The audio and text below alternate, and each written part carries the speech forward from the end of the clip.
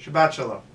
This coming Shabbat, we read the Torah portion of Shlach Lecha, which is, at the beginning, the story of the spies.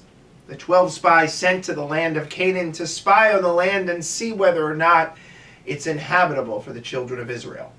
I'm not going to talk about that on this video. If you want to hear about that, though, you can come on Saturday morning when we honor our outgoing president, Leon Weissman, and say farewell to all of our kids going to summer camp and summer Jewish programs. What I want to focus on, though, is a small passage toward the end of this week's Torah portion, which is literally always sort of known as the wood gatherer. There seems to be this guy who is somehow gathering wood, and the community does not like it, and ultimately he's stoned to death. What are we to make of this?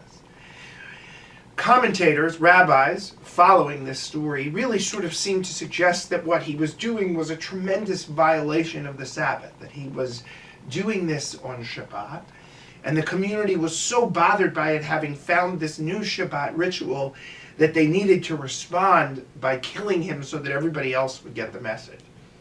It's interesting to me. The commentators, the rabbis, immediately try to paint this story as a defensible behavior against somebody who was desecrating the Shabbat. Perhaps that's not what the story seems to indicate at all. Perhaps it's just the opposite.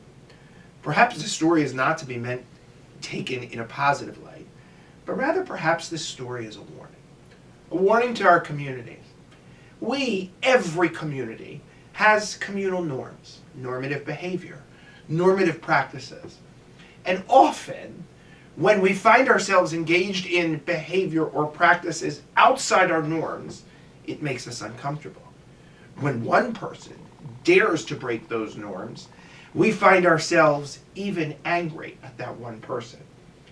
But sometimes if we take a step back, we can realize, not always, but often, it's a person willing to confront these communal norms, to ask about them, to dig a little bit deeper to discover what fuels them, what gives them their spirit, that enables us to transform them from something that they were to something much better.